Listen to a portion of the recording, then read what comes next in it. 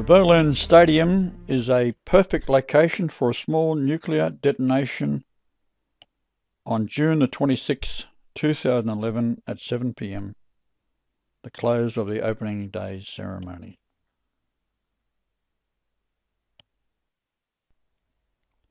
As said, the stars above, which I've listed at the end of this PowerPoint, gives you some idea, but it's also confirmed by the date of J.F. Kennedy, who came to Berlin in 1963, and he said he was a citizen of Berlin.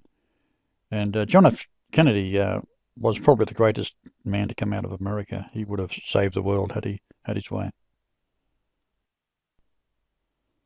So in the following slides, we have a 1,000-pound nuclear device that could destroy the stadium, killing most of the spectators and teams in the stadium.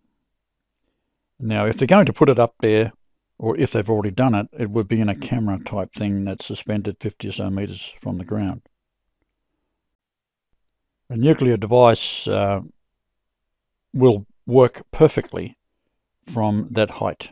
So if you was going to place it anywhere, logic would suggest that it's going to be either at the end of the building or just there, or at the other end where they have a large phallic symbol.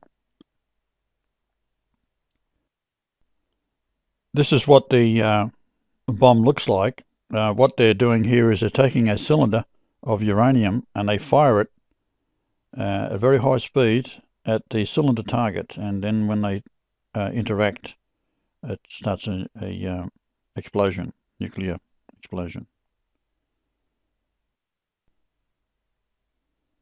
Now, they used this in the Fukushima detonation.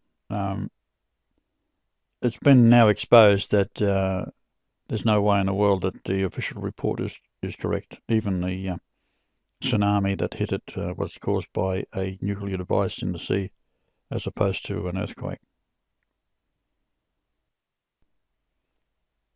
Now, of course, they'll easily link it to Iran. They'll find a bit of it, and that way it's made in Iran. And then the USA will launch a missile from the Mediterranean off the coast of Israel. And then Iran is expected to retaliate. And of course they won't. And the USA will do it for them and destroy Israel, or at least hit it. The Zionists, they don't care about destroying the Jews in Israel because they're all Khazars, and these are the European Jews that came out of Russia when the Turkish people took on the Khazar religion after invading Russia around 800 AD. So they're not Jews in the sense of Judah. They are people that have taken on the religion of the Jews with the Talmud and all that kind of thing. So it's an abomination, but these people, generally speaking, don't know what's in the Talmud and what it's all about. So they're the scapegoat. The scapegoat is actually in the Bible, which I won't go into at the moment. It's all to do with the Balfour Agreement. It's all been set up for a very, very long period of time. Don't be confused by the fact that it is a real long period of time, because it may have started in Babylon 600 BC, and the new initiates coming in are taught by the old ones that die off, and over time they developed a system of bringing in the new people with more evil ideas, and what we have today is a world dominated by a religion and a stupidity that is what you would call today Zionism or Judaism.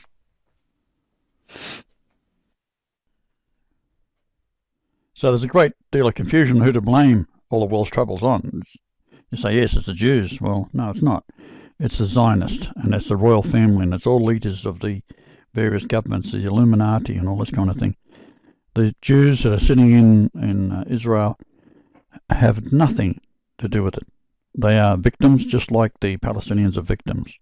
So what they're doing there is they're pitting the Palestinians against the local Jews. And if you go back to the time of prior to 1948, they lived in harmony. So it's all to do with the world order stirring them up. Lucifer is simply using these fools by the lure of satanic rituals, sex, money, power, and these fools, having no link to Yahweh, are nonetheless, they are human beings that can repent and come to Yahweh, and therefore must be killed by Lucifer. See Regions of Saturn on YouTube, or Legions of Satan. This is an Australian video, and he explains it all in a very, very well documented way. It's highly professional. Now, as for Berlin, if we can get the word to the staff who are familiar with any new installation, they can then bring it to the attention of local police, but not the army. These are the stars I mentioned earlier. It's YBS 4917, directly over Berlin at 7 p.m. And this is the end of the ceremonies. In the Hebrew dictionary, it is a mission in a favourable or unfavourable sense of an army. Discharge, sending. In the Greek, it is to crush, to dash together, shatter and break, and that is perfectly describing a nuclear device. Now, it was authorized, Majesty's, this would be His Majesty's Special Command, appointed to be read in all churches. Now, the Queen today heads all this up, and she's the one that can at any moment stop all this nonsense by standing up and telling the world what's going on, and that'll be the end of it. She won't do it, of course. Let there be light, the glorious light of Lucifer, the all-seeing eye. This is the Australian version of the Bible. I also have an American version, and these Bibles are not supposed to fall in the hands of the general public. They are top secret so far as Freemasonry members are concerned, but the man dies, the woman is left, she doesn't know anything about it, and she just gets rid of his junk. As simple as that. eBay.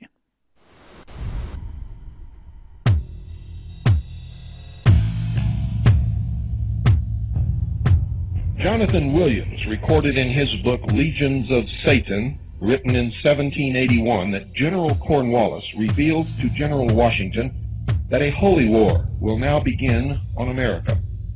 And when it is ended, America will supposedly be the citadel of freedom, but her millions will unknowingly be the loyal subjects of the crown.